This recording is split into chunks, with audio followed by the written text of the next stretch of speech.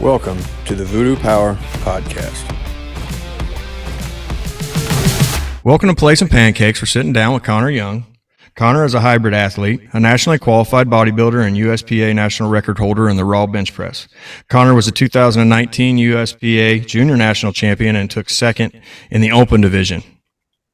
His best lifts are a 749.5 squat, a 512.5 bench, and a 705.4 deadlift, with his best total accumulating 1929.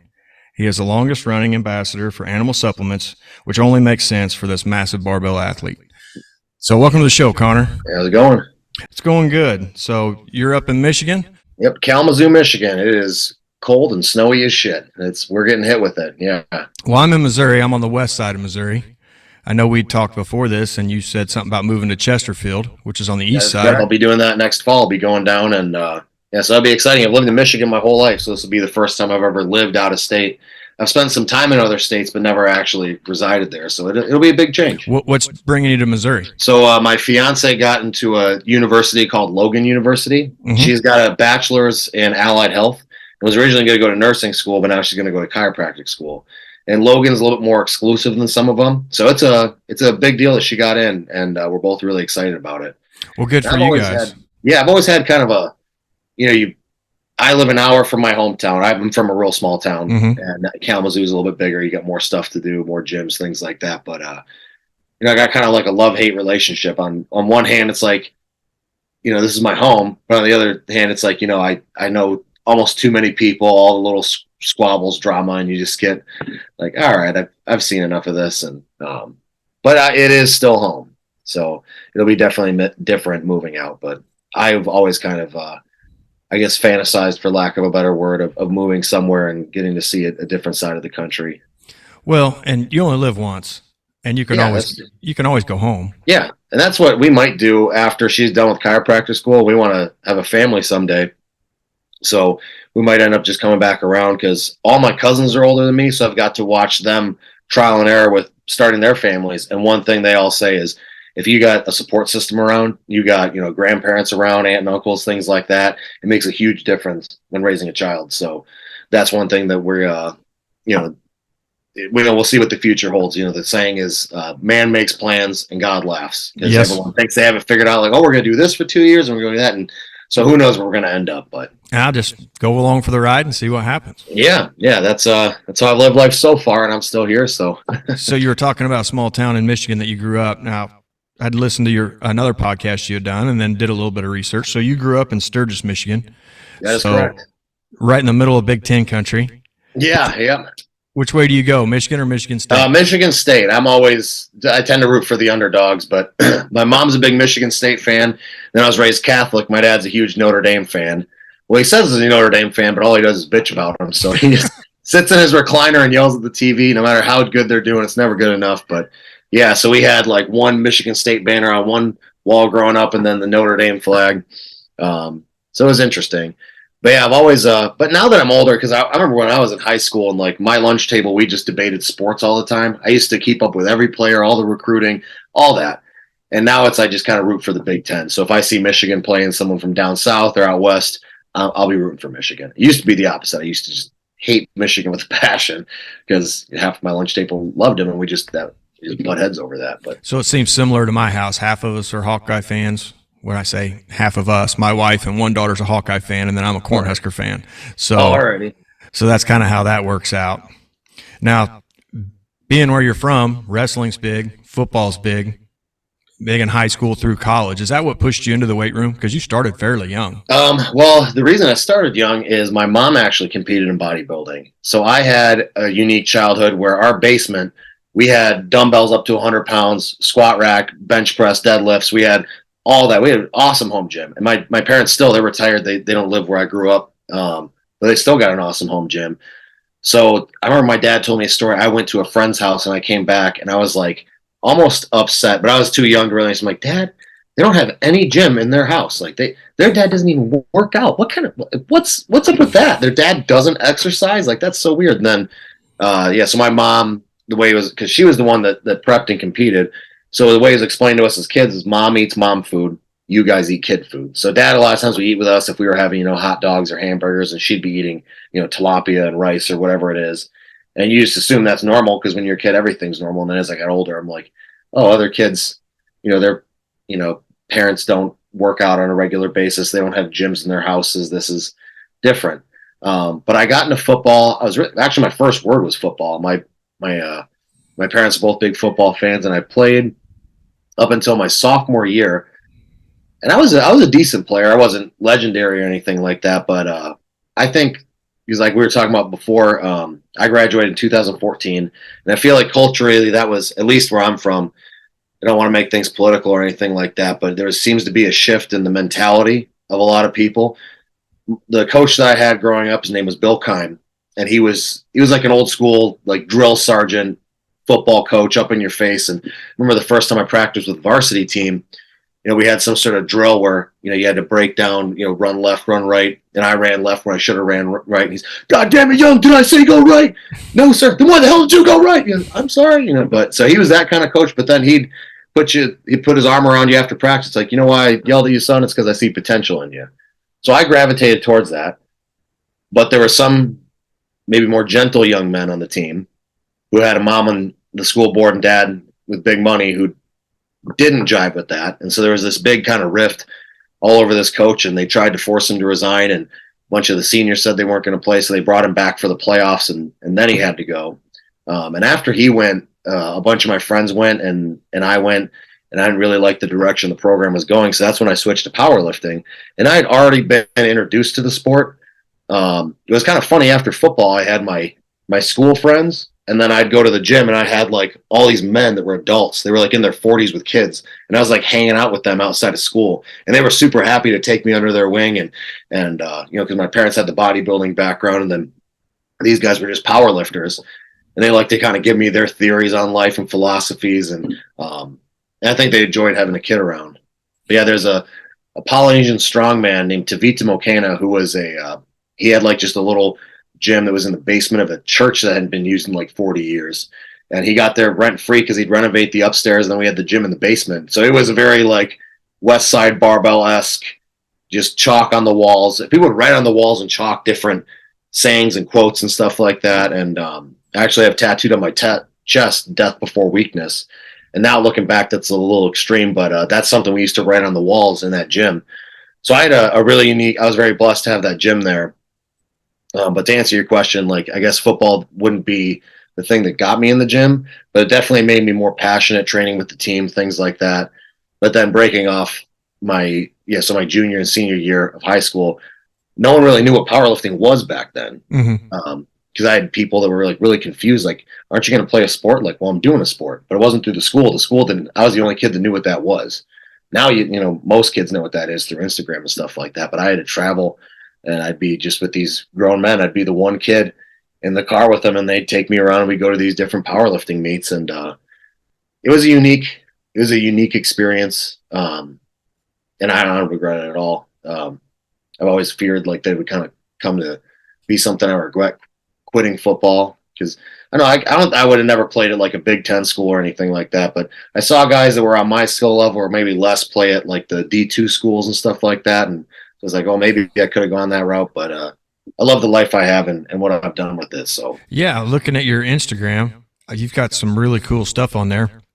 And looking back down through it a ways, it shows you when you were a kid climbing on your dad's bench. It showed a little bit of your home gym. How old were you when you climbed on your first bench? I could do the math. I wish I had my phone on me. So it had been 2000. We found a paper that it was a training log from 2009. But my dad had this weird rule. Not weird. It's a really good rule. But I was getting bullied at school a little bit. And then my dad was always known for being a big guy. And that's where a lot of my genetics come from. And he would visit. And I could see that the kids that had been picking on me all day respected my dad. And he's just he's still just got bigger hands than me, a bigger head than me. He's just a masculine guy. And I was like, well, maybe if I lifted weights, I could earn some respect that way. So I approached him one day and I was like, Dad, I want to get into lifting weights. And he said, I want you to think about that. Do you really want to get into this? Because once you start, I'm not going to let you quit. And you might hate me for it down the road. But if you want to start, you're going to train, I think it was 3 times a week. like was the first program, like just some real basic movements, but you're going to be consistent. You're not going to quit. I'm not going to let you. I'm going to drag you down to our basement gym and make you work out 3 times a week if this is what you want to do. And then the whole first year, all we did was work on technique.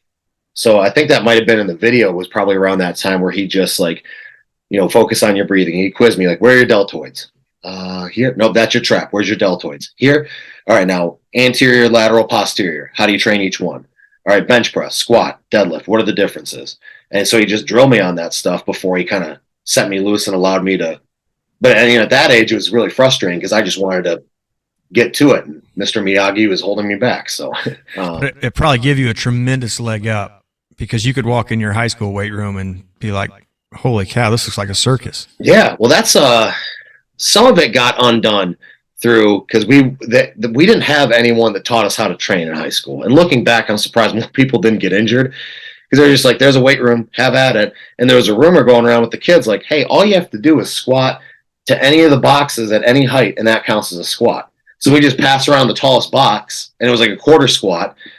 And then, if you raise your butt when you bench, you can actually bench a lot more. I'm like, really? My dad said not to. And it's like, well, actually, I can bench a lot more that way, so I'm going to do it that way now. And then you have to unlearn all those habits. And my dad was all pissed off at me, but I'm like, well, I'm getting away with bigger weights, and no one's calling me out on it because you're just surrounded by other kids at the time.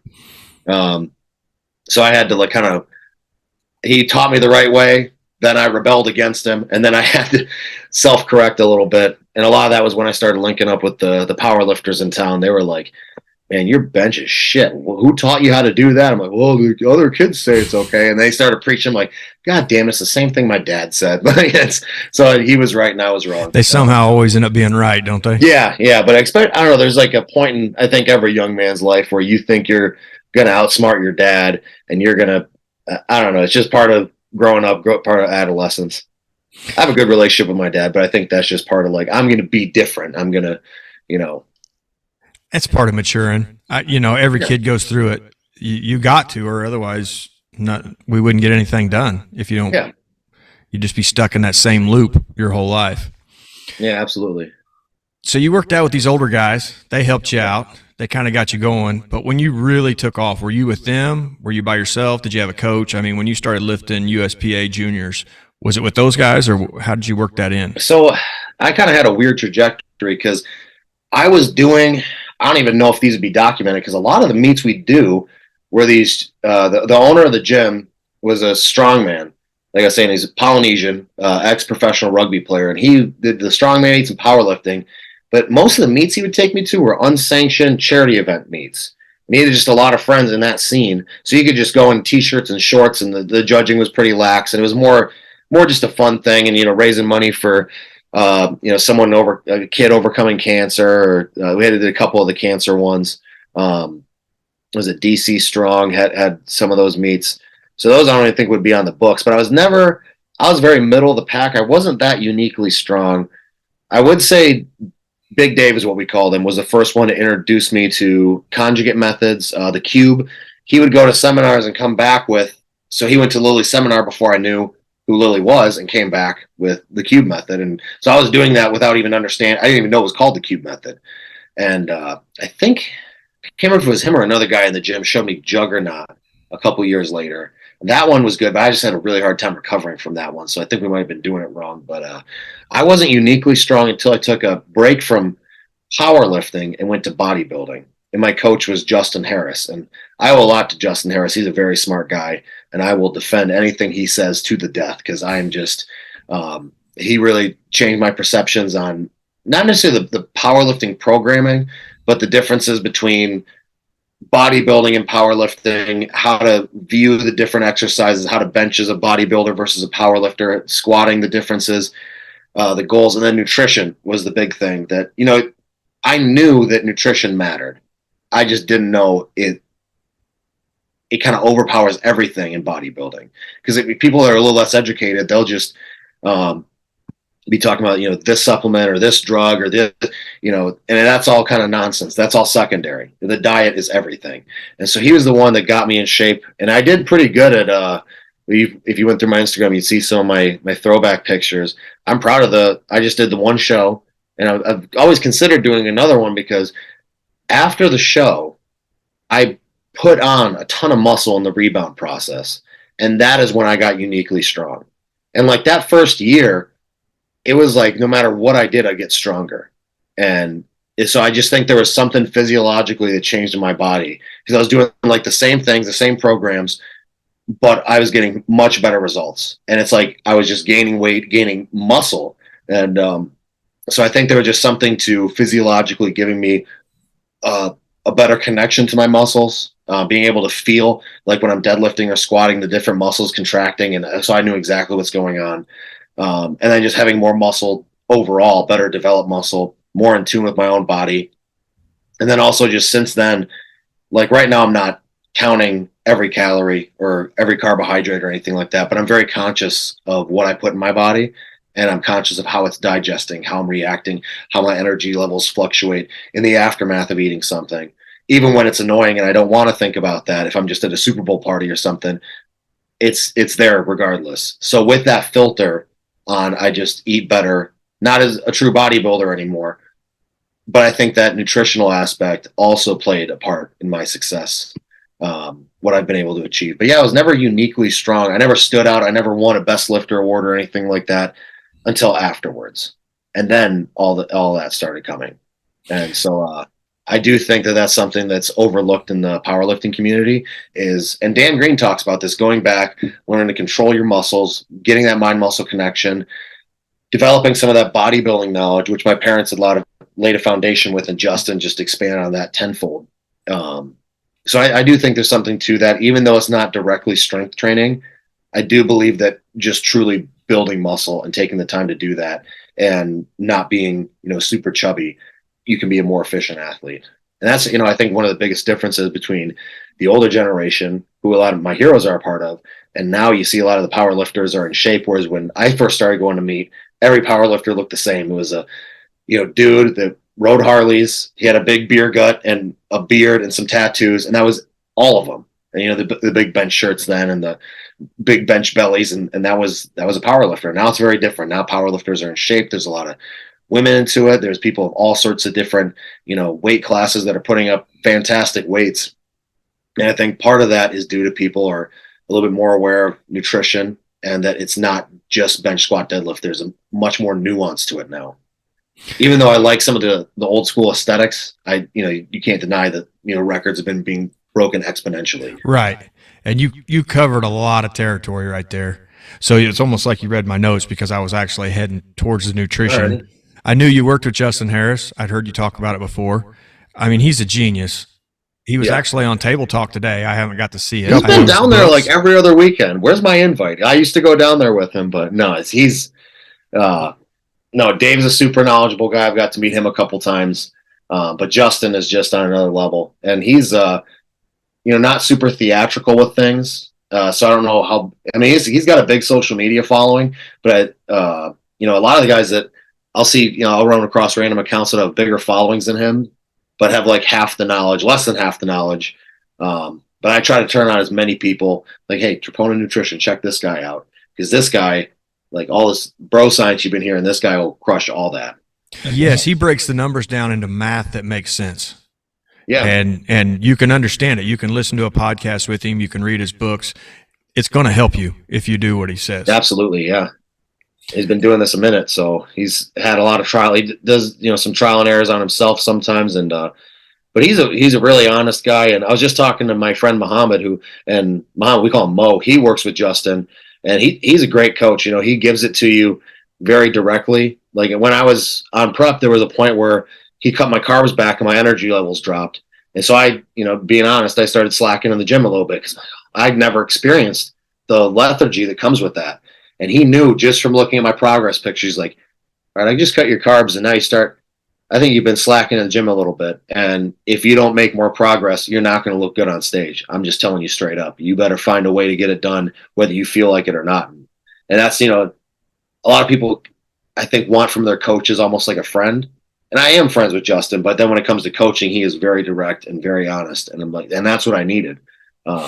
So yeah, I owe a lot of my success to him. He's not the best in the business because he beats around the bush. It looked like from your pictures you had that he had you on point with the work you did and his nutrition. It was so weird because he was just talking about this on Table Talk, the skinny fat phase, where you lose glycogen, but you haven't lost any body fat. And so you just look like a smaller, softer version of yourself. And that's the beginning of that prep. And it's like, all right, I'm on a bodybuilding prep. Is this how it's supposed to be? Are you sure? All right, put my faith in you.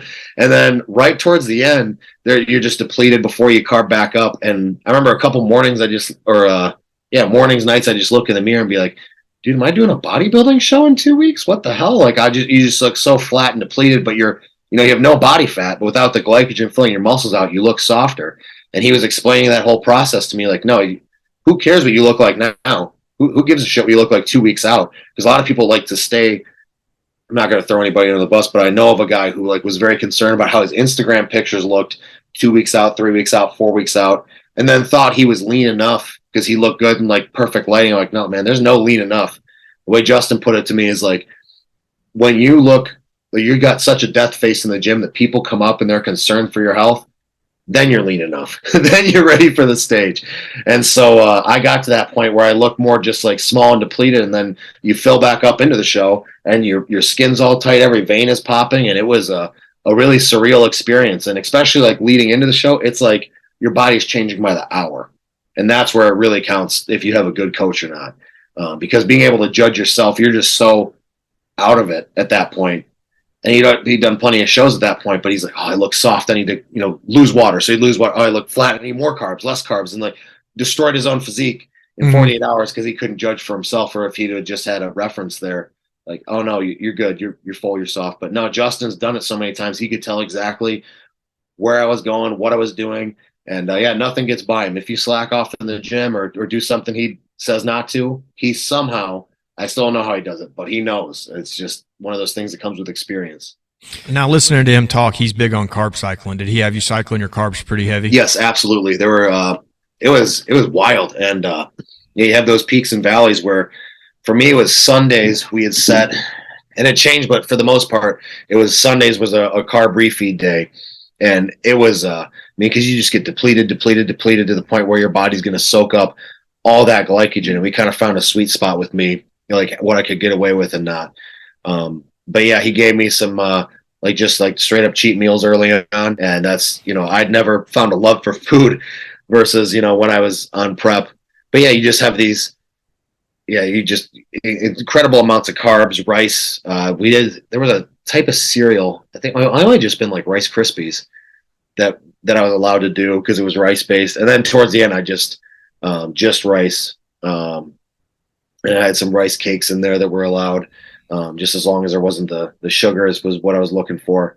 But yeah, huge peaks and valleys. And earlier, before you're super depleted, the carb refeed days are not as fun as they might seem, because it might be oh, you're going to be a little hungry, eating a bunch of carbs. That's going to be fun. But what people kind of forget about, and what I never thought about, is you get that insulin spike after not having it for a week. And so you're in the gym and you feel like you could just curl up in a corner and take a nap. You just, oh my God, this feels so, you feel warm and soft, and it's a really bizarre experience. Yeah, because you get so depleted during the week, all you can think about is carbs. Then you have all these carbs, and then you have no energy levels, or just because of the insulin, so you got to caffeinate yourself to get it done in the gym. But being able to watch my body respond to those, and it just it's almost like mind-muscle connection before your body and how it reacts to food. And I can still tell how I react to food even now. It's been years, but just your body never goes back to the way it was before. Now we were talking about carb loading there a little bit. So for somebody that doesn't know, we're not talking about just a few carbs. We're talking about 1,000 grams, or probably for somebody like you or something like that. How many grams were you pulling in on your heavy carb days? I think we hit 1,000. Yeah, I know there was a couple that was 150 per meal, 6-7 times a day, or every 2 hours, and it changed based on. So it wasn't there was one number we just rode with that. Right. Mm-hmm. I could probably go through my emails and find it, but I'd be willing to bet. Yeah, I know we hit 1,000 at least a couple of times, and it might sound like a lot, to someone listening, but then you actually go do it. And this isn't just eating donuts or whatever. These are leaner carbohydrates. So just refueling, like I said earlier in the prep, you could get away with like, some cheat meals and stuff, but then you gotta, keep your fats low, carbohydrates high. And it can be brutal. You're just sitting there eating. Fuck, man, is this rice going down? Am I making a dent in this? And you just keep going. And but that's part of the game. It's what you sign up for. And you're not eating for fun. You're eating for a purpose. And so you just got to get that out of your head. Yeah, you almost have to dispatch your relationship with food for that time being. Yeah, Frank McGrath had a really good article that he wrote years ago when he was with Animal. And I used to have it printed off somewhere. I wish I still had it. But he talked about a mental trick that he played is he detached his meals from food, meaning basically he would look at it just as like a task he was doing throughout the day. So this is not chicken and rice. This is just a task. Because if you compare your chicken and rice or tilapia, whatever it is, it's never going to be as good as pizza, donuts, whatever fun food you want to have or could be having. So he just thought of it as like, this is like taking the trash out. This is like doing reps in the gym. This is just a task. I don't think of this as food. It's just a functional thing that I have to do to get from A to B.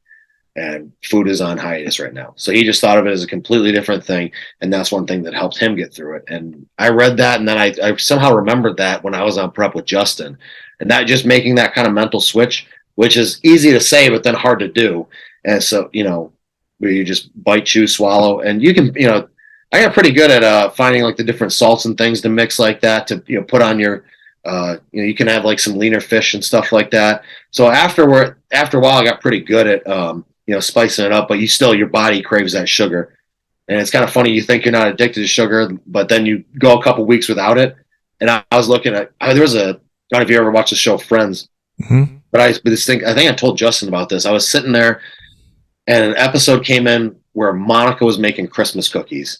And I remember just sitting there and I was like, my brother was with me and, my ex at the time, I was like, do you guys see this? Do you see those cookies? Do those look good to you?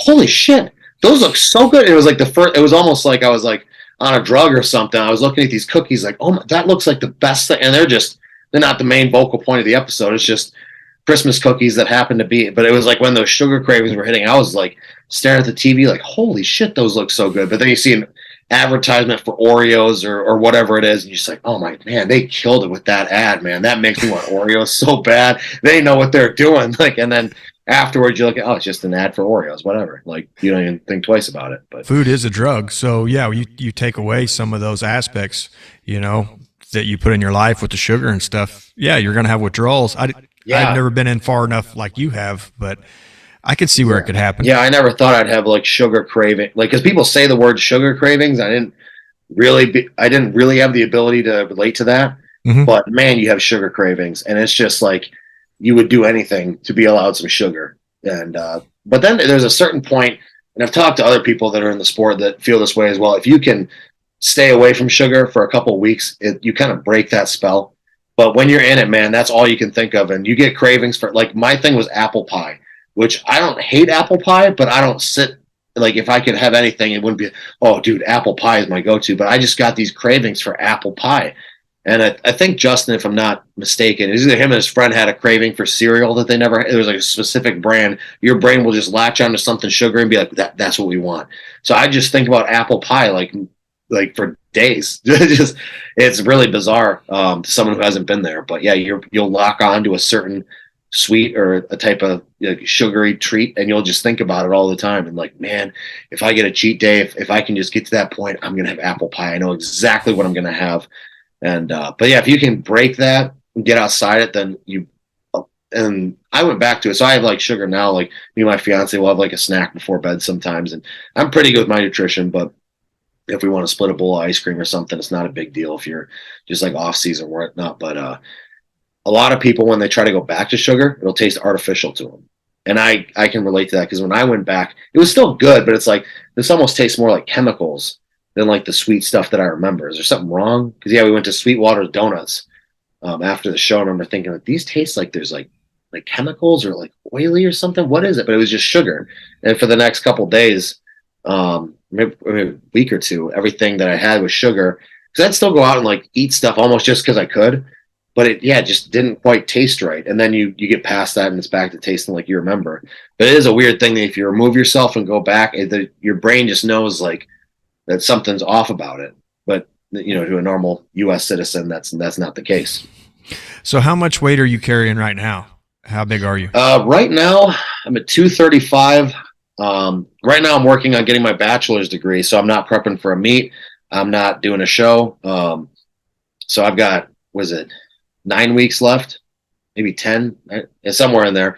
And then I'll be free to go. And so I'm already looking at, what I'm going to do afterwards and trying to make a decision in that regard. But so I'm not super careful with tracking things right now.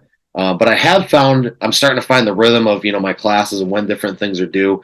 And so I've been able to have a couple good weeks of training. I did hurt my hip a little bit. I'm trying to learn to squat in heels. And I think I went a little too heavy, too fast with it, which that's how I roll.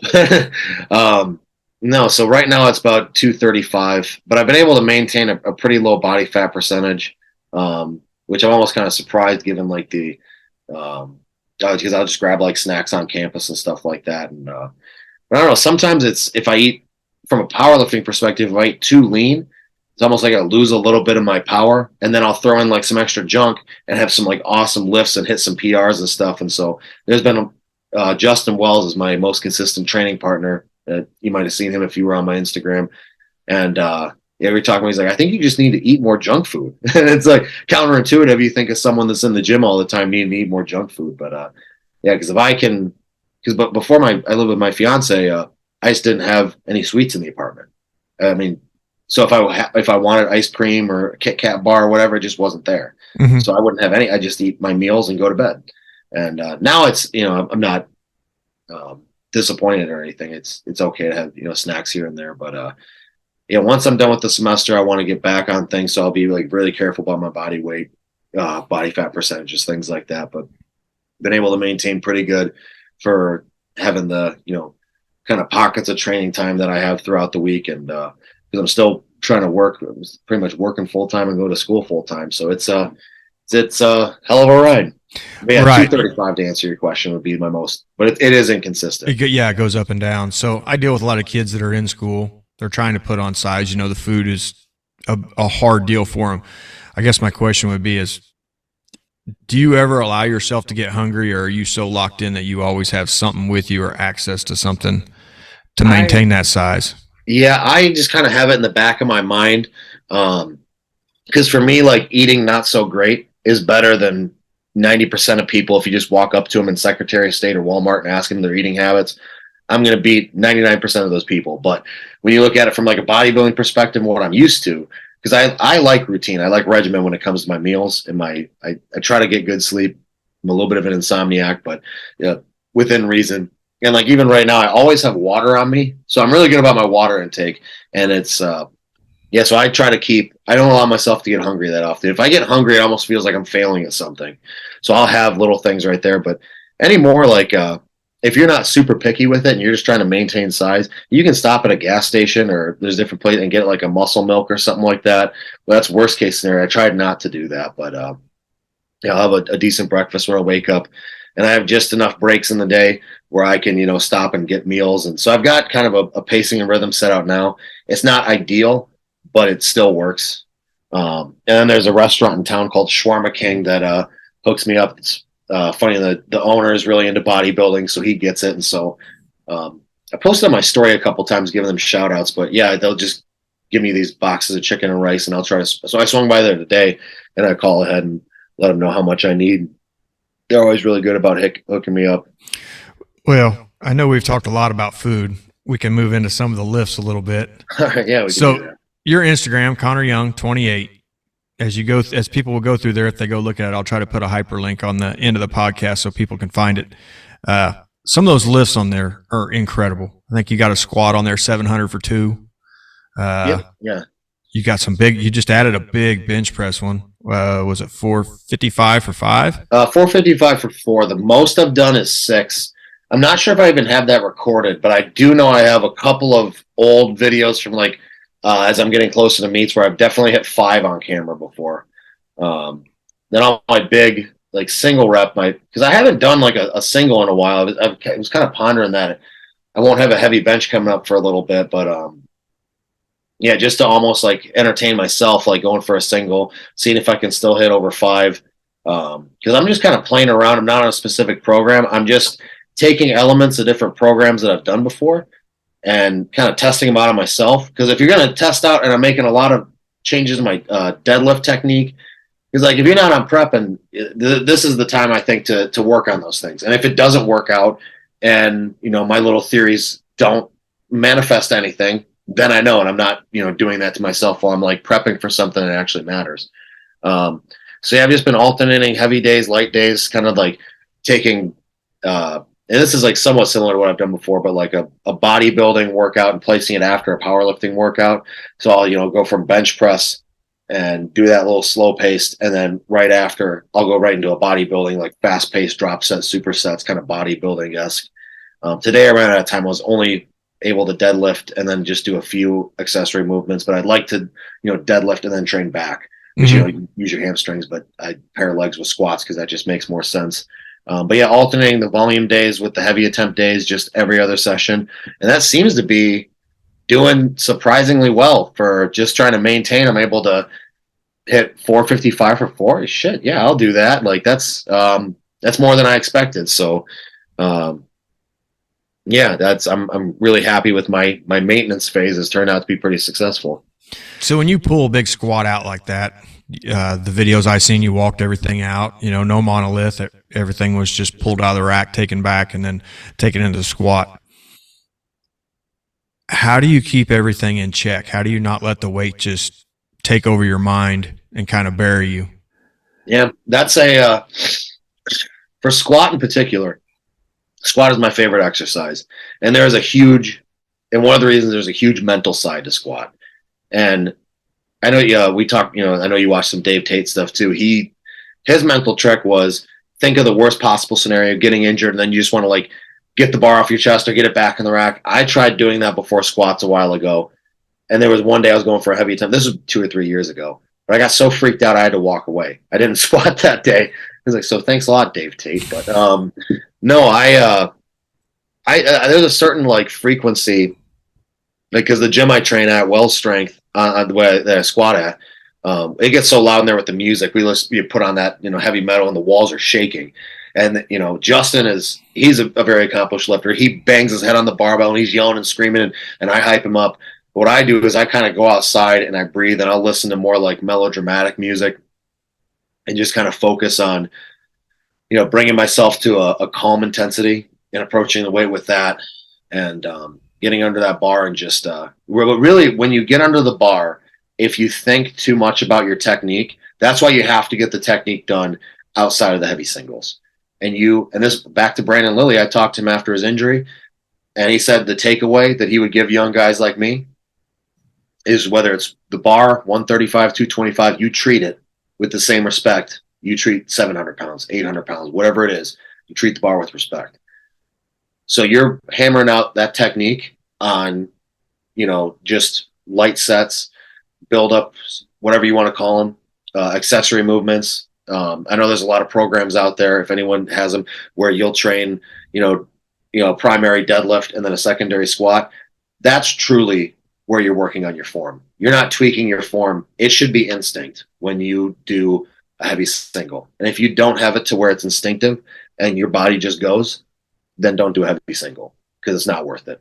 Like, what are you going to get out of it? Unless you're at a meet, then you just got to suck it up and do it. But if you're in the gym, it's not worth the risk to injury. So I'm not thinking at all about, or very, very little, I should say, about where my feet are at, or where my chest is at, or head is at, or my breathing, or anything like that. That should all be nailed in beforehand. That has to be taken care of before you can hit a heavy single or double or anything like that. Because if I sit there with that 700 for 2 or 3, whatever the video was, and I'm thinking about how much weight's on my back, and I'm thinking about too many other things, looking around at the side spotters, I'm going to fail that lift. Knowing me, I will. And that was actually a problem I ran into with deadlifts, because I was taking advice from Pete Rubish, and then we were traveling to see the Lilly Bridges, and they had very different theories on deadlifts. So there was a lot of different cues I was getting, and then I'd walk up to the barbell, and I have all their voices in my head. And they both had really good advice. They have different theories about things, but I learned a lot from both of them. Really knowledgeable people. If anyone's listening, Pete Rubish and the Lilly Bridge family are 2 really good sources of knowledge. But if you have all those voices in your head when you're trying to attempt something heavy, you're not going to pick up that weight. You got to get to a point where it's hammered out and you just walk up to the weight and you grab it and you're just in the void, as Dave Tate would say. And yeah, for me, a lot of times I don't even know exactly what happened when I squatted. So I'll come away and like look at my training partners, like what did I hit depth? Did everything look good? Then I'll watch the video because I'm kind of gone when I'm squatting. When I get under the bar, I'm there, but I'm not. Oh, it's just that you could be giving me the middle finger in front of me. Some girl could be flashing her titties. I have no idea because whatever's in front of me is just blank. I'm not looking at anything. I'm not thinking about anything. I am just in that movement. That makes a lot of sense. It's just like a hitter in the box. You're not going to hit a fastball if all you're thinking about is toe touch, load, all the things. You got to be ready for it. Yeah, same thing like when I played football is, I played tight end and defensive end, and there were, you don't think step by step, once you're into it, you put this hand there, that, you just into it. You're reacting instinctively. And, when you're going to make a tackle, you're not so much thinking about your head placement or your shoulder and stuff. You have to be somewhat aware, but you're just kind of letting your body take over and you're just using that energy to maintain. So yeah, there's, you see that with my brother's a musician. When he's playing guitar, there's sometimes he gets lost in the flow state. My flow state is under a bar. And you have to, if you can find that, and I think a lot of people lack that, your lifts are going to go to another level. Okay. So bringing back off the heavy stuff, and you're in your sets, your work sets, and you're working on form. You bring the bar out, you step back off the rack. Now you're starting to work on technique. What are you thinking about as you start going down into your depths? Alrighty. Well, the first thing I tell anyone is breathing. So whether you have a belt on or not, you want to brace. And so I do, let me see, what do I do? Breathe out and in as you lift up the bar, because I no mono. So I guess if you're mono, this first part doesn't count. But I have a breath to get it off, and I find my place. I make sure my feet are even, that I'm grounded, I'm centered. I feel that the weight is even on my back, which, if you've been doing it a while, you should be able to do just by, looking at the knurling on the bar, getting under. But I just always take that moment to make sure everything's stable and ready, that nothing's slipping or sliding, that everything feels okay. And then I take that second breath and I brace and I push out. Louis Simmons says, show me how fat you are. You push out against that belt. And that's step one. Step two is, it's more instinctual for me now, but I will sit with my hips back a little bit. Now we're starting to see a little bit more of the knees forward, especially with the sleeve lifters, and they'll have their feet a little more angled out. I'm a little bit more old school, so it's slightly wider stance for me, lower bar on the back. So I put the bar a little bit below my traps. And that's, I think, part of what builds my traps is pushing against that weight. And I make sure my entire body's tight. My arms are tight. My back is tight. Everything's tight. I keep my spinal erectors rigid. That's something that I think has really helped me, is if you can build up your spinal erectors, and there's plenty of accessories to work on for that, you'll be able to balance a lot better with that squat. If you watch any of my squats, my chest is up the entire time. And if someone's having a hard time with that, any sort of back movement, which, seems like, you think of squats as legs, but getting those spinal erectors, any of the core back, work on that. And then if you got a kid like that's, new to it, have them find a point on the ceiling and look up at it. And so, if you got like a rack across the way, sometimes a logo will be there, or just something on the ceiling. It doesn't matter what it is, but just to keep their line of vision up as they're squatting down, to keep that chest up. Because if they round forward, that weight can go on you real quick. So being able to keep that in control. And now what a lot of people that are new, they think that like kind of leaning forward, it makes it look like you're hitting a better depth. It's an illusion. It's not real. And anyone that's been in the sport, or any sort of powerlifting judge, isn't going to fall for that. Not even close. So just worry about where your legs are at in relativity to the ground. And then the problem I had forever was uneven feet. My left foot would be a little bit ahead of my right. So that's something I keep in mind. Hitting that hole, depending on what you're doing. So for me, if I get a new pair of wraps, I have to kind of relearn what depth feels like.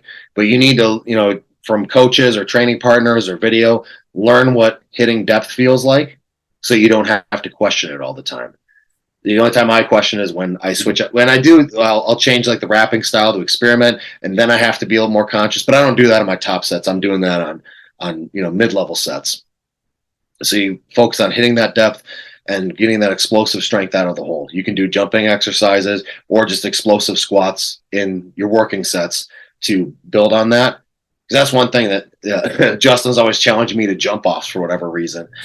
We got tires outside or just touch that explosive. Like when you're coming out of the hole, you are aggressive against that weight. It might look as you're watching the videos like it's the static, slow grinding thing, but no, I'm exploding against that as hard as I can. And that's, 700 pounds is going to hold you back. But yeah, I'd say breathing is number one, foot placement, bar placement, depth, hip placement, and relativity to the bottom. And then when I hit the top, it's just minimal time. In training, it's minimal time, and I just kind of, since the power rack, I just have it set up so I can lean forward in, and so I'm not really having. I might take one step, but I'm trying to minimize the amount of steps. With certain combo racks, you have to be. It changes the dynamic. Which just happened to me in a meet recently. I hit one of the J hooks on the way down because some will have the where you unrack and then a second J hook. A lot of the newer racks won't have that. But if you're squatting out of just a power rack, it should be 1, 2, maybe a third step, and then right there. Because I see guys that are walking around kind of shuffling their feet a lot. If you're new to it, that's fine. You might have to, take a couple of steps, but you should be working on that 1, 2, down. Because every step you take with all that weight in your back, you're losing energy, and you want to have it as efficient as possible. Do you box squat any, or is everything you do free? Most of the stuff I do is free. I need to start box squatting more. The main reason I'm not box squatting now is mostly time, because I'm very time restricted with pretty much all of my training. Sundays I have some extra time. If I don't have I manage a store called 101 Fitness, and we do gym installs. So I'm a lot of times on Sunday mornings I'm dragging a treadmill into some guy's basement, or setting up a squat rack was the last one I did, rubber mats, like the whole thing. And so I'm building a home gym in the morning and then going to squat. And if I got to, do something afterwards, or, I think it's important, to work on all elements of your life. So if we have a date night, Mackenzie and I got to keep that timing in mind. If I'm going to meet with my family and we're going to do like Sunday dinner together, which I think is very important, you got to make and protect time for that. So right now it's just a little bit of a time limitation, but I would say box squats are a great way to work on that explosiveness and work on the stability. And that's something, my core stability seems to go down when I'm not able to do as much accessory work. And so today after deadlifts, I kind of had, again, time restraints. It's like, what am I going to work on? I worked on my core, because I just saw he's a holistic doctor, but primarily a chiropractor. We were analyzing why I was having hip pain. I just started squatting in heels for the first, just more experimenting with it. Like I said, I've been doing a lot. And he was saying my core was a little bit underdeveloped from some exercises we ran, and my adductors were a little bit underdeveloped. He just had me do some basic tests and relative to the rest of me. So I was working on core today. But yeah, the long story short, the reason I don't box squat right now is primarily because of time. I think that it should be a part of a healthy powerlifting program. I don't go super heavy with it. That separates me from a lot of the guys. I'm just using that. I really I'm very conservative with my heavy attempts, and it's almost like I'm waiting to hit a point where it's no longer true. But the more conservative I am, the stronger I get. When I'm just doing more accessory work, more technique work, obviously you need to go heavy at some point, but the initial bro response is just to go heavy all the time, and that you'll burn out real quick that way. Mm-hmm. And you might be able to, even especially if you're young, you might be able to maintain it a little, but it's not optimal and it's not preferable. It might feel fun to max out all the time or go heavy all the time, but that is not the way to truly build strength. It's in the boring sets, it's in the accessories, it's in the technique work.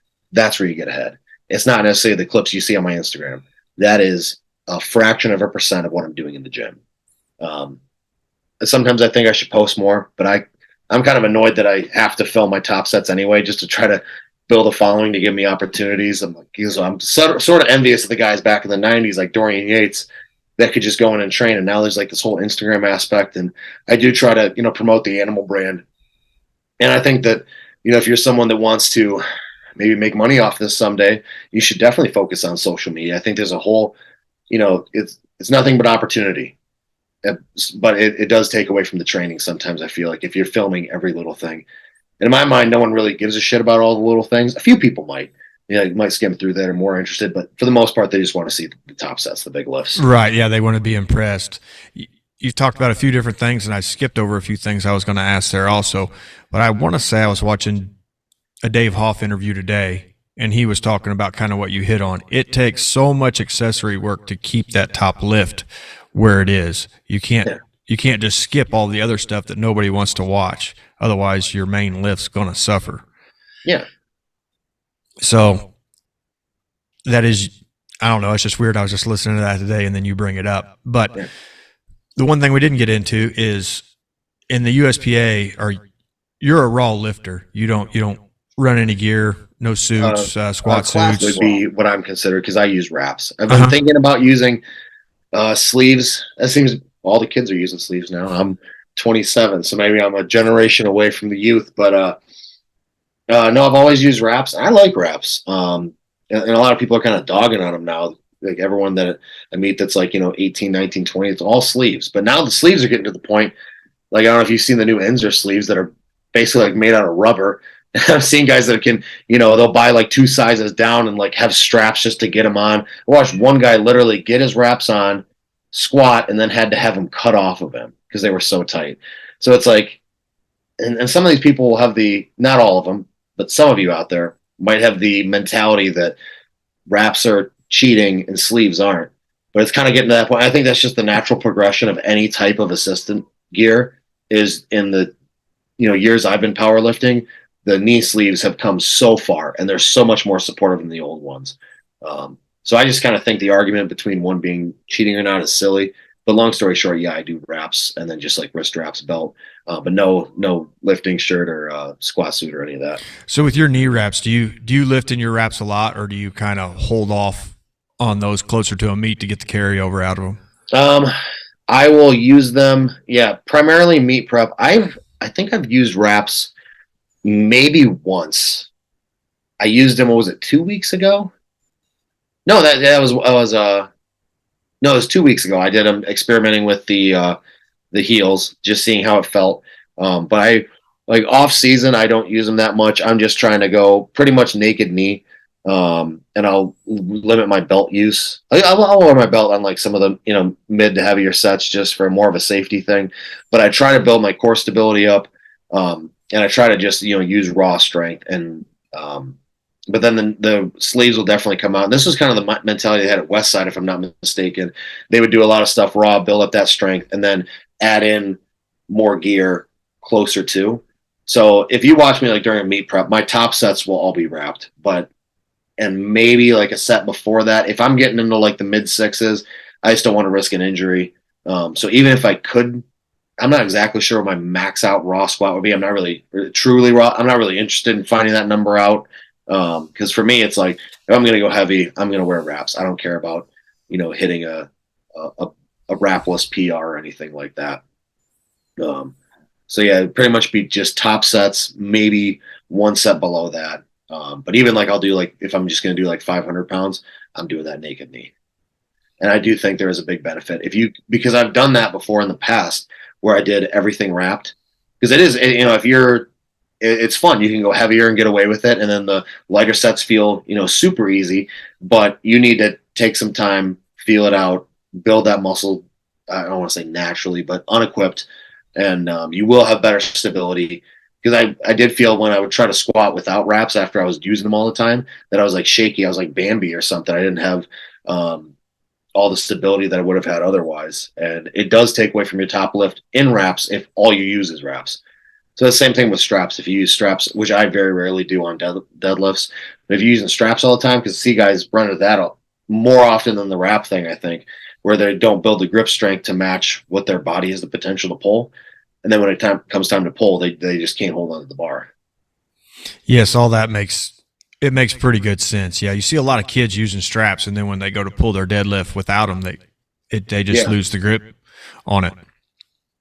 So I guess we could move into your benches a little bit. You have a USPA, what is that, a national record in the bench press? A junior? Was it 4 pounds away from an all-time world record in the junior 220, and I fucked it up. So that was that's something I'll think about maybe forever. But yeah, that was when I did the second place I got at the USPA Nationals. I was just a couple pounds away from having an all-time world record. But that was kind of a funny meet. I ended a 3.5 year relationship hours before that meet. And it was just it just had to go. It couldn't. I was trying to save it for later, but no, it couldn't make it one more day. And so I was like, I thought kind of naively that I was like, oh, I'm gonna make a big lift out of this. I'm gonna come out good on the other side. But I was just worried about so many. I completely flopped that. That's one of the worst meets I've ever had. Yeah, I went 1 for 3 on squats. Yeah, 1 for 3 on bench, 2 for 3 on deads, and that's the most unsuccessful meet.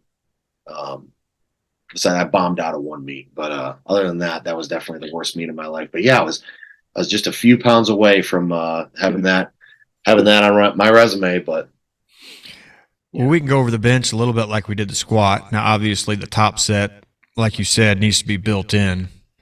You know, you're not going to get underneath there and have to worry about your brace and have to worry about everything that goes along with it. But if you're working up to get to where it's more natural and you're working with weights you can handle, what are you thinking about in a good bench press? all right, so I still say everything, copy and paste what I said about being in the correct mindset for the top set. Bench, I'm going to look at my head placement. I get way higher up on the pad than most people. I mean, I'm putting it like, so when I unrack the bar, I want it like to where it's minimal. So it's like almost like, and you can, if anyone wants to go to my Instagram and look at the last bench video I post, when I lock out at the end and re-rack it, I'm right there. I mean, so I'm like unracking it and coming straight down. So there's no wasted motion in the meantime. So I'm working on my placement. And the second thing I'd say I'd work on is probably my feet. I have those. Well, I'll do a thing. I'll pull myself kind of under the bar and lock my feet in. Then would come the shoulders. So I'm gonna have my feet there. And I would say to anyone listening to this, play around with the foot placement because there's going to be a sweet spot for everyone. Where if your feet are too far out, you're not going to get the power. And then as they come in, there's going to be a point where you're really tempted to raise your hips. And that's something that, like I was talking about, my form degenerated in high school. And once you learn to raise your hips, it's really hard to untrain that out of yourself. So you can pop your glutes. I will squeeze my glutes and see my hips raise, but not leave the bench every time I bench. So I will get that like tightness and that burst of momentum. But yeah, your butt can't leave the bench. But I'd say like feet. So I kind of start with my feet, well, placement on the pad, feet, then to the hips. Make sure everything kind of squared, dug in. Then I focus on getting my lats tight, and then I focus on kind of tucking my traps in and feeling those against the pad. So I kind of do a ground up approach. Yeah, I guess it could be done either direction. But for me, it's feet, hips, lats. Feel that those are engaged, and then the traps, and then just feel everything is tight. So I tighten my entire body as I'm getting ready to lift. So I guess it'd just be a tightness thing on bench. And then as I bring it out, I am focused on minimizing range of motion. So I don't have like an unnecessary arch, but I have the bar in a place where it's going to come off the J hooks and go almost straight down. Now, you're not going to be able to get into a position where it can go truly straight down, but it's going to be close to that. So I just take a very brief second to stabilize at the top there, and there's no up and down. There's no wasted motion. Straight down and then straight out. And there's a tendency, I don't know if I'm going to be able to, where a lot of people, you got to watch your bar path. And this, especially with younger kids, they'll do this thing where they are getting to the point where they can almost rack it, but so the bar goes from here all the way to here at some point during the lift. So they're doing like a C shape. You want like this explosive, it's right there. It's like you're shoving someone. If you got a football player, it's like if you're jamming someone. And that's why the gym I go to used to have a jammer press, and I still credit a lot of my bench strength to using that jammer press, that explosive, like you're hitting a pad, you're hitting someone in football. And so I would tie that back to playing football, kind of helped me conceptualize that, almost like you're shoving someone. So I almost think of it as like I'm shoving someone off of me, and I'm using my lats, I'm using my entire body. And again, your butt can't come off the bench, but you want to generate that momentum off the bottom, and it's like you're attacking the bar. Now, I wouldn't say for all your reps you should do that. There's some that are going to be more slow and controlled. You're not going to be able to hit as big a weight that way, but that slow up and down, that builds a certain kind of strength. But there is something to be said for the explosive training.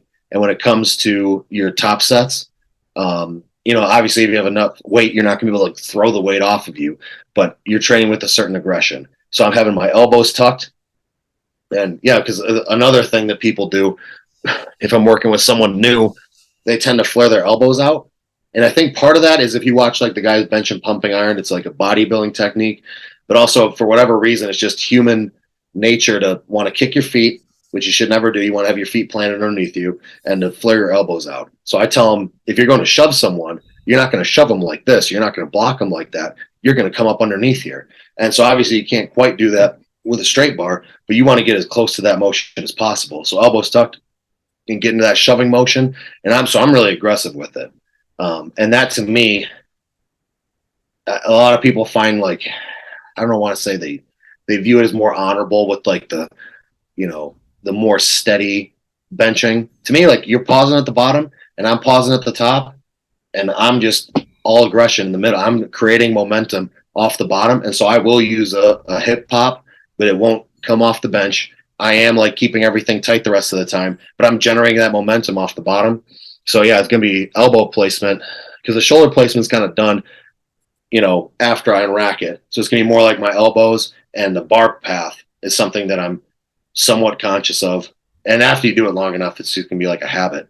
And then if you watch any of my like higher rep when I do like sets of 10, it's funny because people on Instagram will give me more shit for this than I think it's due. But if I'm just doing like speed reps, I'm not quite locking out because that's just going to be extra stress on the joint. So I'm just doing that to work on my explosiveness. And that's kind of my party trick. I can rep out 405 for like, I think the most I've done is like 14 speed reps. And then like maybe like 11, 12 pause reps or somewhat paused reps is going to be controlled reps, I'd say.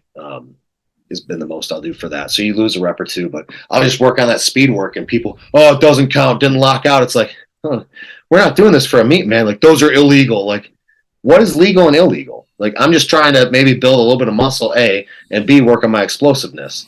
And the most hate I ever got on something, because I told you the gym got rid of the jammer press, but I'm going to recommend this to everyone listening, because a common piece of gym equipment is the hammer strength. Those big levers. And so if you have an incline hammer strength, you can use that as a jammer press. You can drop the seat down, or you can do it seated too. I'll do that. But you're just working that explosiveness at the bottom. It's the same thing. It's just these big levers that are plate loaded. And instead of just being like in a truly standing like cage, you're just up against, it's just a hammer strength piece of equipment. So I'll do this explosive where I'm not locking out all the way. I'm just working on that. I'm not having any eccentric on the way down. And I tried to articulate that. And if anyone goes back in my reels, it's one of my most viewed, but I counted over 50 comments. They were just like talking shit to me, like, oh, ego lifting, this guy, blah, blah, blah. And you're the problem. There's this guy in every gym. I'm like, no. Let's read the caption. I'm trying to work on my explosiveness, and I'm treating this like a jammer press. So I think that, you do need the slow and controlled reps, but I think that generating force off the chest is something a lot of people are lacking. And I see guys that are benching almost too carefully, which maybe you should be careful if you're brand new to it. But after that, you gotta train with some aggression. And you gotta train with some intensity. And that's the only way you're gonna get this force to move. Throw that thing off your chest. So okay. I was a little bit long-winded. No, it's fine. That's why I wanted to have you on, is you've got more insight than most people. Yeah, but there's a kind of a weird culture. And there's a couple bodybuilders that got this. They'll be trying to illustrate something like that on social media, and people are very purist and very elitist in their mentality of things, that everything has to be locked out, slow, eccentric, Dorian Yates-esque. And I'm like, well, that works in one aspect of training, but and it worked for him, but really you look at most pro bodybuilders, they're gonna not do the slow eccentrics as much, because and Justin Harris just talked about this, kind of opens up the risk to injury. And if you wanted to generate that explosive force, yeah, you need to definitely do pause reps. You have to, if you're going to do a meet, because you're going to pause. You have to do that, but you also have to work on generating that force. And that's a whole other side of training that I think a lot of the powerlifting world is in the dark about. And I have tried with different programs getting rid of that style of training. And every single time without fail, my bench drops without that explosive training. And it drops pretty quickly too. And so I will always find a reason to keep that in and work on that explosiveness and generating force off the chest. regardless of what the popular culture. I don't even know if it's just a subgroup of people on comment sections that want to be purist about form and like this picture perfect technique. It's like, well, for explosiveness, yeah, you just worry about generating the force and then just let the weight come back down. And I don't know. You know what I'm talking about when I say jammer press? Have you seen one of Yep. those before? Yep. Okay, yeah.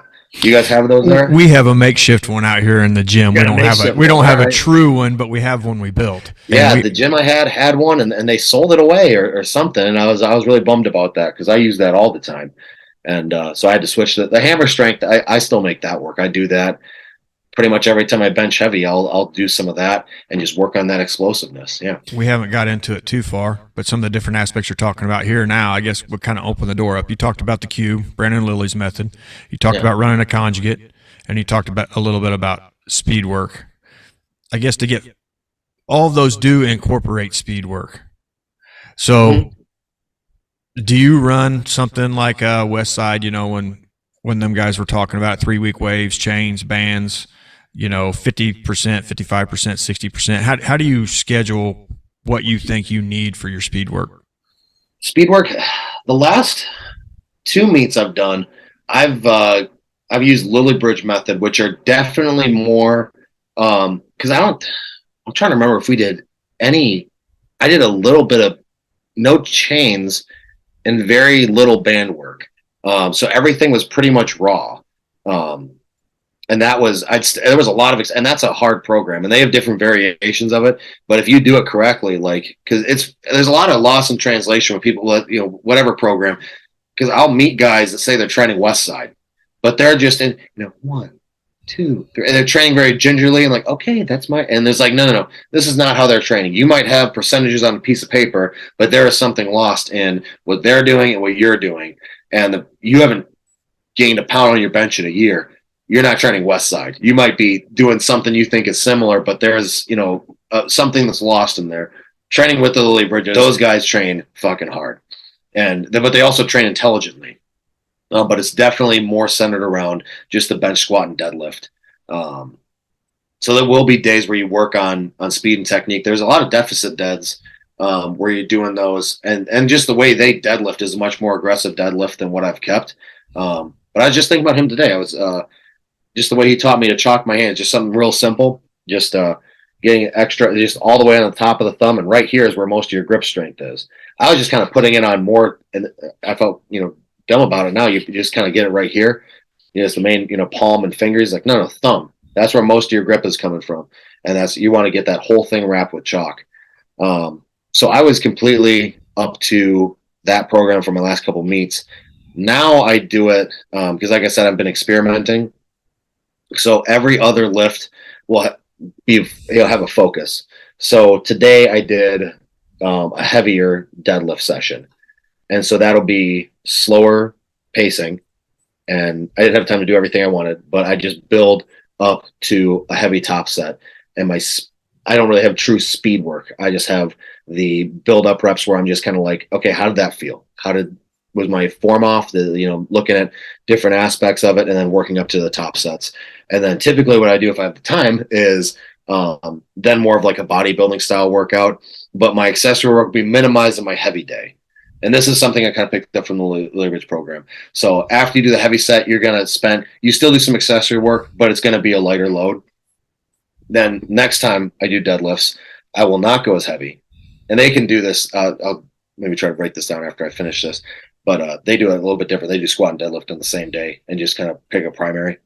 I'm splitting them into 2 days just for time's sake, more of it. And then I kind of enjoy what I'm doing now as well.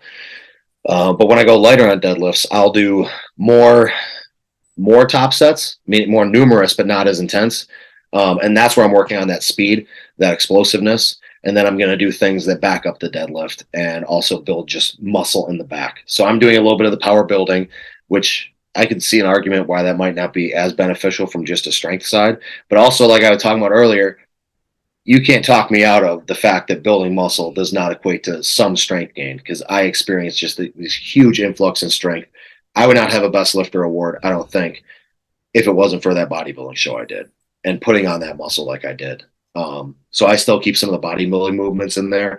So that'll be like, your hammer strength, things like that. But really, like, those are just big levers. So it's not, I don't really like the machines. Like, I don't know if you see any of the Life Fitness stuff that's like really smooth and on a track. I want things that are either bent over barbell rows, pull ups, good mornings, different variations of deadlifts, deficit deadlifts.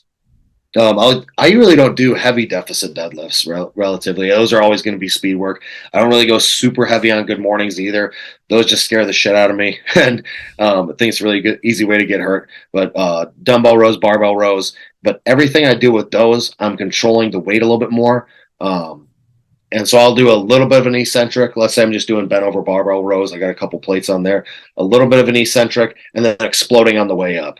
And I'm working on my grip strength. Everything I do in the gym, always, regardless if it's back or not. I'm using back as an example right now, but I'm squeezing the shit out of it, focusing on that grip strength. That's a great habit to get into. And so that'll come almost more in the form of accessory. And then bench would be the one where it is definitely a speed work bench, lighter, faster paced. And usually that's not like a full lockout that's boom, boom, boom, explosive. And then the next bench session I come to will then be slower paced, will then be heavier. That's the set that you just saw was a heavier bench day. It'll be fewer. I'll go lighter on the accessory work and more on the primary movement. So I'm alternating every other one. And so far, for being just kind of like me winging it on the off season, the fact that, you know, I can just kind of go and rep out 455 for 4 means I'm doing at least something right.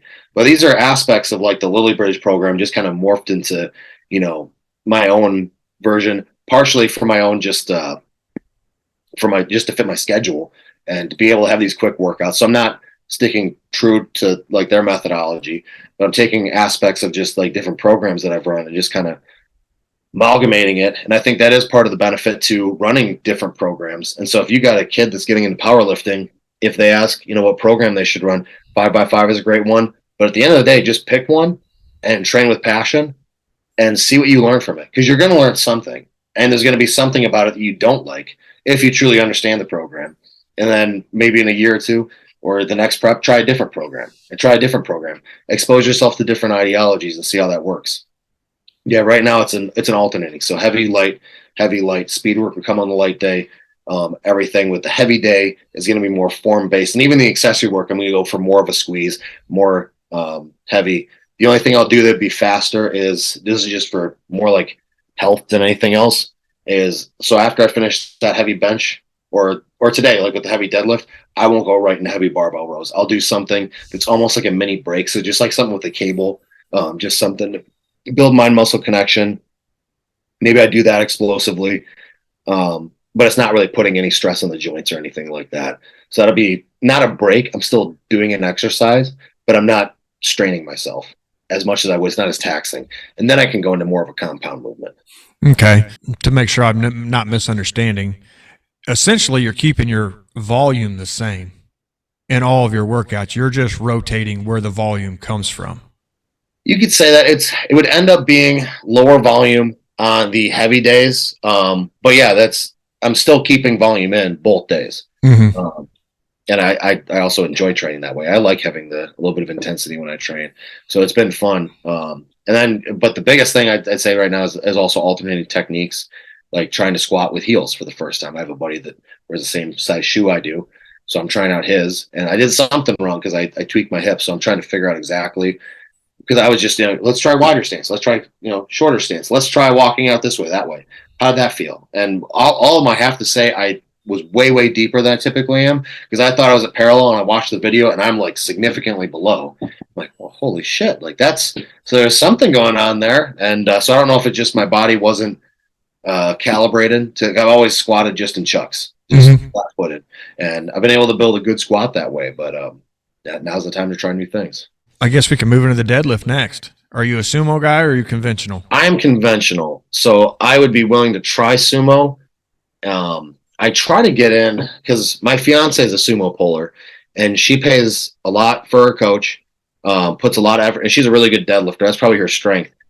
But right now, we just cannot, for the life of us, deadlift on the same day. Because I wouldn't mind trying sumo, because I think there might be some potential there. Because right now, when I try sumo, other than when I start going heavier, I'm just very off balance. And I can see watching the video that some of my techniques wrong. So I am a conventional puller. I've trained conventional my whole life.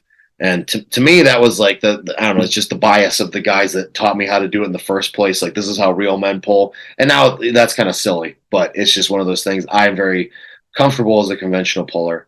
And I've built my strength that way. With that being said, if in the coming months when I start prepping again, I would like to start experimenting with the sumo deadlift. But everyone in my inner circle, they're all conventional pullers. So I don't really have an expert in person that is going to walk me through the cues and techniques of the sumo pull. And so just for my own, like, I guess, safety and just, well-being, I'm not right now trying to learn sumo or expand on that. But also I enjoy conventional deadlifting. So yeah, I've always, and in every competition, I've never done a sumo pull. So I've all been conventional. All right. So in this whole thing, where did Animal come in? How did you get hooked up with them? Animal, I guess that'd be kind of a long story because it started. I mean, I just started off as a fan, and like I said, I was the only kid that was training with this group of powerlifters. And there was a guy named Marcos Albaran, a super nice guy, and he still lives in Sturgis, and he's just just super sweet guy and really passionate about bodybuilding. And so all these older men are kind of showing me their philosophies on things. And he's, let me ask you something. You ever seen a movie called Pumping Iron? No, sir, I haven't. Okay. Have you ever read a book called The Journey by a guy named Frank McGrath? No, sir, I haven't. All right. Well, if you're going to call yourself a meathead and you're going to train with us, you got to do two things. You got to go home and you got to watch Pumping Iron. You have to. Then you got to go online, and it's a free book that I think there might still be a link to it, but it's called The Journey, and it's more of like a philosophy book than anything else. But it's by Frank McGrath, and it's just his mentality going through a show prep, and it's really well written. It's super motivational. It's not a super long book. It's like 3 pages per week. So I can't remember exactly how many weeks. I want to say, I think it was more than 12, but however many. So you can read it in like a day or two. Just sit down. It was a super motivational book, and I love the movie Pumping Iron. I have it, the 25th anniversary edition, on DVD somewhere. But that's how I got introduced to the brand Animal, was through The Journey. And this guy at the gym, like, you're not a meathead, so you got to read this book, which was just one of the books that he enjoyed. But it's very motivational. And then you got to watch Pumping Iron. Otherwise, you're not a meathead. You're not one of us until you've done those two things. It's like, yes, sir, I'll go do that. So that's how I got it initially with it. And then I started visiting the cage when they held that, just as a fan, and met some of the athletes, did like a bench your body weight challenge. And that's how everyone that entered got like a small thing, Animal pack. And I thought they were like bodybuilding drugs. It was just a multivitamin pack. But I was like, I was Googling what are the side effects, like anything like that. And so it was exciting times. But then I got more technically involved with them, as there's a guy named Jeff Rhodes out of Illinois, and he's one of the reps there. And the store that I now manage, me and my fiance are the two that work it. And we sell more Universal products than anyone else. And I think this is still true. We sell more Universal and Animal than anyone else in the Midwest. So we move a lot of their product. But this was just when I was a customer, and I was always wearing the Animal gear. Because my response, I'm kind of taking on a tangent, but my response in high school to not fitting in as much, because people kind of mocked me as, especially when I quit football, a lot of people got mad at me. And so they kind of mocked me like, oh, you're just a meathead. I'm like, you know what? Fuck you. I'm a meathead. So me and my brother, we'd shave our heads. We just all the time, just like completely bald, buzz cut. And I just wear gym shirts and Animal and just more like aggressive. And that's when I started getting into like the band tees and stuff like that. So I was like, oh, you want a smelly meathead? I'm going to give you a smelly meathead. So I kind of like leaned into that image rather than away from it. So I was always wearing like Animal t-shirts. And then if you're involved, you're going to like the ABC events and stuff, you just acquired free t-shirts. And then I did a couple of powerlifting meets. And the one I went to, I was wearing like an Animal t-shirt with a hoodie and like the hat and the gym bag and the whole thing. And a guy named Jeff Rhodes was there. And then he brought it up to, so it was just kind of weird. Jack Van Engen was the guy who was running the store, which was in the area. And he's like, man, there was this kid. And he was like, real fired up. And there was like this whole crew, and he was wearing all of our stuff. And Jack's like, yeah, that kid shops here. His name is Connor. And Jeff Rhodes was like, well, we need someone they were called it the Animal Pack Street Team. This was before Instagram, so it was before brand ambassadors. So basically they just had me, they just found people who are passionate about the brand. either through the forum or just in person like that. And they sent me like a tablecloth and some samples. And so I'd go to like some of the powerlifting events that I tell you, like the non-sanctioned charity events. I just set up a table and people, so I, kind of learned about the products then. And people would ask me like, well, what's Rage? Oh, it's a pre-workout. It has, caffeine. It's got nootropics. Here's Pack. It's got a digestive enzyme, product in there. It's got a liver pill in there. It's got your multivitamin, and we just walk them through the products and sample it out and sell stuff for them. And so that's how I initially got started. It was just called Animal Pack Street Team, and it's funny they scrapped everyone, I believe, except for me, because I don't I don't know why they decided to keep me on, and then they started doing the ambassador thing, and they've gone through so many phases with that, because the initial ambassador thing was I don't know if they call it. I think it was still called Animal Pack Street Team at the time, but they gave us like assignments to do through social media, and I didn't have a big following at the time. I only had maybe like 1,000 followers, which I thought at the time was really big. But yeah, they wanted people with just at least a couple thousand. But then all the other guys wouldn't keep up with their assignments they gave them. And I'm really big on that. Like, you tell me you need X amount of posts per week or the logo or that, I'll go do it. Like, just give me very clear instructions. I will complete the task. And a lot of people struggle with that. So they cut everyone, scrapped the whole program except for me. And it's just gone through several evolutions. And I forget exactly when they started calling it ambassadors, but it was after like Instagram started doing it.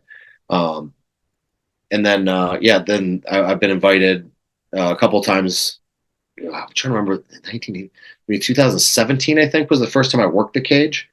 Yeah, I guess I did a good job. And because they had a couple people there that showed up and just kind of wanted free samples and T-shirts. And the one guy, we're supposed to have 5 of us that were taking care of the athletes and then answering questions for customers. And then we were supposed to make these little like goodie bags. And if people waited in line and gave us an email, we'd give them the bag. There's supposed to be 5 of us. And like one guy walked off, 2 people had like a family emergency or something. So it was me and my buddy. We were running the whole thing. And so I think that, rubbed some of the people in Animal the right way. They saw, you could be trusted with things. And so then they started having me work more events, and the cage was the big one every year. I'd go down and then you get to know the guys that way too. You're hanging out with them afterwards. They rent out a gym called Power Shack Gym and cater the whole thing. You're hanging out with the athletes and the people who work there and keeping tabs through social media.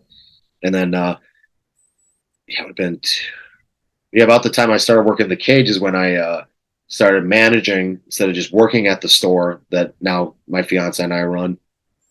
And we really expanded the amount of animal products we have, and I'm always doing different deals with them and trying to stay in the good graces and move product. But people like the products too, so we got a good like following. So they've always given me stuff to do, and then they had people do the I Am Animal videos, and I was able to find some guys that are good with cameras. But then my brother has basically a whole studio. He's a musician.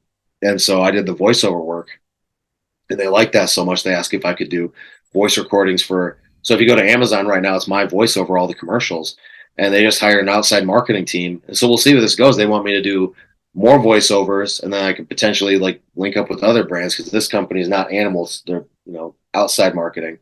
So hopefully that leads somewhere. But so I started doing the voiceover work, and then I forget what I'm W-9'd in, and I think it's marketing associate. Because I'll be on like these different, they used to do like, especially right at the beginning of COVID, they would have like these, the whole marketing department and a few people involved with the brand. They just kind of spitball ideas and see how people are reacting to different products. And especially me with like interacting with the public so much. Hey, what do people think about the new orange flavor? Do they like that? Not like it? What flavor? Is there any requests? Do they think, what do you think? Grape? Do you think green apple? Like what are people saying? And so they've always kind of kept me on as someone that's on the outside but still has like a foot in the door and is familiar with the guys that work there and familiar with the products and has a lot of direct interaction with the consumers. I guess marketing associate and then brand ambassador, whatever it's called. I don't care about the label. So I'm somewhat involved with like the marketing and just kind of telling them what's up. And then some of the ads, they allowed me to write the ads and like the little motivational bits. If you hear a voiceover and it's like a motivational little, I wrote that, and I was able to keep it in. They were, compensate me for it either in supplements or money. And then I use the supplements to I'll just put those on the shelves and calculate that in, and it helps our margins at work. So it's been a good deal. It sounds like it. It sounds like a great opportunity that kind of fell in your lap and you were able to take advantage of it. Yeah, it's opportunities don't fall every day, so you got to grab onto them. So you brought up pumping iron. I know you've done a little bit of both, and I actually had a question on there about that. So in pumping iron, Arnold's just a master of jacking with Lou Ferrigno. I mean, he has the shirt on, Arnold's numero uno. Yeah. All the things that goes along with that. I have a shirt that's a knockoff of that. It's Universal's numero uno. Yeah, I wear it before bed a lot of time. But anyway, yeah. Well, my question was, how do you allow the right people in your circle to keep you moving up in your or not necessarily moving up, but attaining your goals? Because it doesn't take much. You get the wrong guy there, and it's detracting from what you want to do, and all of a sudden, you're not making the gains you want to make. How do you regulate who you're working with? A lot of it's intuition, which I kind of wish I had a better answer, but there's been a few times in my life where there's been someone that on paper, and not to make the conversation too dark, but there was a guy, he was a bodybuilder in great shape, handsome dude, well-spoken, had a great job, and he would come into the store and he'd, hey man, we got to get a lift in, we got to do this. And I'd see him at the gym and we'd hang out and talk, and like, something is just off about this guy. I don't know why I don't want to hang out with him. And I felt almost like guilty about, like, I can't put my finger on it. And then one day on the news, this dude that seemed very normal, and that's kind of what made the story special, is involved in human trafficking. And it's like, so part of my brain, whatever subliminal thing it was, whether it was just an energy off him, like, but anyway, I'm just saying it's not wrong to trust your gut is at the end of the day. So you meet someone like Justin Harris and you sit down and talk to him, you understand this guy's not bullshitting. Whereas I meet people that, and maybe it's partly just working with the public, and I've met a lot of bullshitters and guys that, I used to rep 500 pounds for this in high school, and it's like, that guy's full of shit. And I think I've just always had a good, I guess, nose for good people, because I've kind of like, okay, that guy's not going places, and then a year or two later, what I kind of think, it's like, yeah, there he went. And but to anyone young that's listening to this, there's going to come a point in your life where you're going to have to let some people go that maybe you've had history with, maybe you've been close with. And that's happened, especially this last year. I've had to, set boundaries with people. And especially me, like, I'm trying to get married, trying to, make different moves. I went back to school. I'm one semester away from getting my degree. I got 2 associate's degrees this last year. So I'm trying to move in a positive direction. And there's some people that might be fun to hang out with, might be fun in the gym, but you have to understand, like, those people might be fun, but you have to, at some point, I think it's just part of being a man, you have to pick a path. And if those people aren't on the right path, you don't have to be mean to them, but you have to set those boundaries. And so the way I explain it is, you have your inner circle of friends, and that's just a few guys. And it should never be more than a few guys. Those guys you can trust. You can tell them good news. You can tell them bad news. And you can know that, honestly, they'll celebrate with you with the good news, and they'll give you good advice with the bad. Outside of that, you can have some other friends. Maybe you keep some healthy boundaries, and there's other friends you just need to keep at a distance. And there's some, especially in the powerlifting and bodybuilding world, there's a lot of ego. There's a lot of people that are into it for the wrong reasons. A lot of guys that maybe, have something to prove. And a lot of those guys can be dangerous. And you got to start to recognize those patterns and be able to sit back and, I want the best for everyone. I don't try to be a judgmental person, but you do have to be like, man, this guy burns every bridge that's given to him. And, so don't extend that bridge. Or if, fool me once, fool me twice. So you do have to set healthy boundaries. But I have people I'm comfortable with. Like I said, Justin Harris is one that I trust a lot. Justin Wells. So 2 Justins. Those would probably be, when it comes to the gym, people I'm closest with. I have a brother that I'm very close with. My fiance, I can trust her with anything. So you have to have that intuition. And there's going to be times you get it wrong. There's been times I've gotten it wrong and put my faith in someone and just like, man, that guy. And, everyone makes mistakes. You got to allow that for people. But it can be a tough thing that someone maybe you've trained with, bled with, done different things with. But if they're not going in the right direction and they've got some silly ideas about things, or, and you can watch patterns with how they treat other people, you're not special. If they're, screwing over everyone else and lying to everyone else and stealing from everyone else, is coming your way. And so I try to give everyone a chance, but no, it's part of growing up. It's there's more at stake the older you grow up too, and you're trying to move forward. Like I said, we want to start a family, and you got to decide who's going to be a part of that, and who's not. And nothing against those people, but yeah, you got to set those boundaries, because I've definitely been on the wrong side of that before, where I've let in people that I shouldn't, and then it's a hell of a lot harder getting them out once they're in. Um, so yeah, I wish I had a more articulate answer than go off your gut. But at the end of the day, I guess maybe it's just also having the courage, because you'll know someone's wrong for you. And fellas, there might be a girl in your life that's really bad for you. That's been a mistake I've made multiple times over. Maybe she's good looking or whatever, but not a wholesome person with the correct values. And you got to be man enough to let that go as well. Because I've seen some guys end up with the wrong girl, and it takes down their whole life. I watched good, strong men be just completely torn to pieces over nothing. And a lot of people, I'm sure you deal with, they see it from the outside. They see how big you are. They understand that you lift, but they don't understand the true work that goes into developing what you've developed. So keeping the right people that understand that, hey, this is a priority in your life, and actually trying to help you stay on path has to be a key component in who you let in your circle too, I'm sure. Yeah, absolutely. But I guess the flip side of that is, it is hard work, but to anyone listening that it seems like a lot of work, dieting and training, once you maintaining habits is way easier than developing habits. At least in all the anecdotal evidence that I have repeats that sentiment. If you're new to the gym, it feels very foreign, getting up early, going late. It feels like you're really forcing having to eat these meals. But once you've been doing that for a while, it just kind of becomes part of your routine.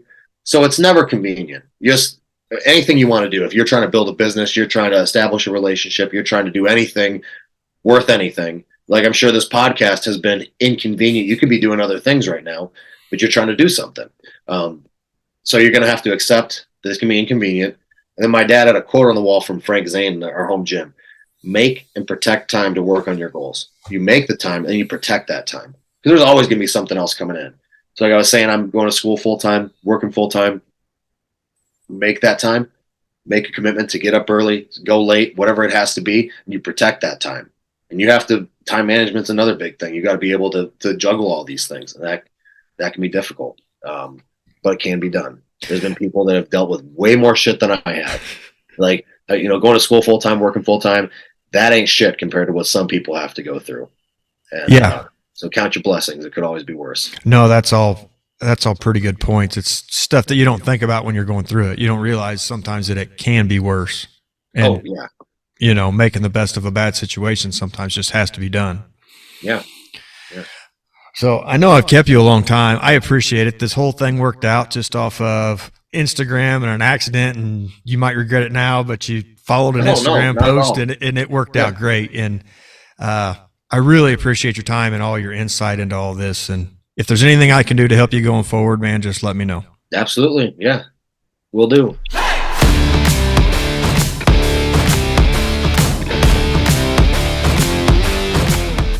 I mean, you're the guest. I have you on because looking at your stuff is pretty freaking amazing, man.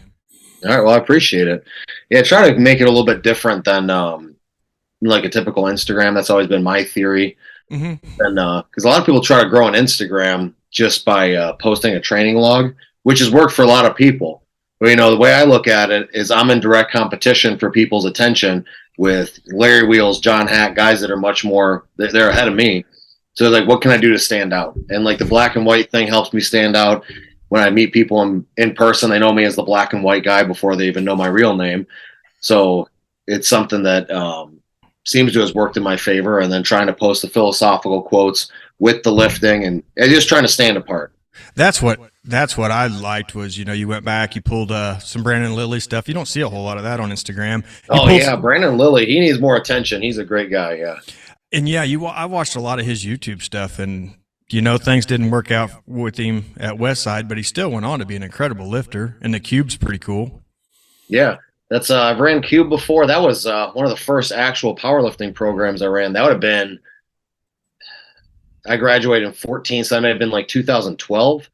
it's right after it was like he like had released Cube, I believe, because it was one of the gym owners. Because I didn't even really know what it was. He just had me run through it. But actually, I'm sitting here and there's a Henry Rollins book that I have specifically because of Brandon Lilly kind of got me into him. Really? Yeah. So I'm looking at it right now. I got a bookshelf around the corner. Well, And, I've seen that you have posted some Henry Rollins stuff, and you don't. It takes a special person to be a Henry Rollins fan. You know? yeah, that's I don't mind Black Flag, and like I can't get into like the punk vocals so much, but him as a man and like his story and his life philosophies, I could just listen to him talk all day long. Yeah, he has some outrageous quotes. Yeah, but he's an interesting guy, and this is something that Brandon Lilly articulated in a similar way. That he's the man's man. He's got the jawline, he's got the aggression. Just he fits that type. But then he's not afraid to write about things like love and vulnerability, and so he kind of plays both sides of that. And I find that admirable. And he seems like a very honest guy. And there's a lot of stuff.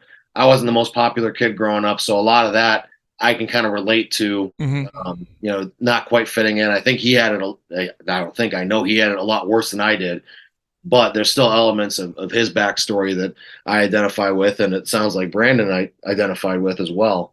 I'm going to date myself a little bit. When I first heard about Henry Rollins, this was post Black Flag, was on Beavis and Butthead on the on the original run when Beavis and Butthead was still controversial and they were still on late night MTV. Yeah. I just watched a video on the history of Beavis and Butthead and how different artists were made or broke off of that show. Whether I forget what the one like the neighbor kid, there was a certain band he was into, and they kind of suffered as a result of that because they were deemed not cool because Beavis and Butthead made fun of them, and there were other bands that kind of had their big break because of that show, and so it was a cultural force. I want to say like Andrew CK was on there. There was a bunch of offbeat bands that you didn't hear about unless you just were in that scene, and Beavis and Butthead really, I think it helped a lot of them. Yeah, I think death metal had a whole different trajectory. In particular, I know they had a lot of that on there. But yeah, I'm 27, born in 1995, so it predates me just a little bit. Mm-hmm. I've seen the clips recirculated and everything, and it looks like a really interesting show. You would almost have to be alive at the time to understand, because if you watch it now, it's really stupid. You know what I mean? I think I get the idea behind it, the energy behind it. But when it first come out, it was like, they were pushing TV. That stuff wasn't on TV. I mean, it had people where they were like rioting. They did not want Beavis and Butthead on MTV. So it's funny. I just, watching how culture shifts. I just watched a thing on the Doors and how controversial they were back in the 60s. There were these huge protests outside these venues of all these like kind of conservative Christians at the time that were afraid it was going to bring anarchism and communism to the youth, and then it switches to inside and Jim Morrison's walking around like, hey, what's up everyone. So it's just funny to see how culture goes through these shifts and how there's always someone pushing the boundary, and then looking back it's kind of bizarre. Yeah, I would agree with that. I just actually right before I hopped in the shower, I was taking off my shirt and I had a Danzig shirt on. And, nice. Yeah. It's actually Misfits, but we were talking about Henry Rollins. Yeah, Danzig he didn't have the personality Henry Rollins had. He had everything else, he had the muscles, he had the shape, he had the punk rock attitude, but his religion, I think, hurt him a lot. Yeah, you get that, and it's going to turn some people on, turn some people off. But yeah, Rollins definitely someone that I'll just listen to. There's a channel called Gravemind Motivation that used to be always massive. I don't know if you remember them off YouTube, but he kind of started the original, now there's Machiavelli Motivation and all these. He was kind of the one that started it, and the original channel got taken down because all these copyright things. He was using music from The Dark Knight Rises or 300 or wherever it was from, and lost a lot of his stuff. But he had a ton of Rollins clips, and so you could just make a playlist of these videos and just listen to Rollins through a whole workout. So I'd listen to that as I'm warming up on deadlifts. Mm-hmm. Henry Rollins talking about being homeless or broke or being a loner, and that's just and all his stories about weightlifting, and that was like the initial confidence boost, because that's kind of how I felt. I was never really particularly smart or handsome or funny, anything like that, but I loved to train, and that was kind of my escape. And Henry Rollins writes about that, so that's one thing that grabbed my attention. But yeah, if it wasn't for Brandon Lilly, I never would have gotten into Rollins, because there was a Animal had a DVD. Can't remember what it was called, but they featured a couple powerlifters on there and just had them talking about, like, they had Sam Bird, Brandon Lilly. I'm trying to remember who was on the DVD, but I remember, yeah, Brandon Lilly's part in particular, and him talking about Rollins and showing off some of his literature that he had.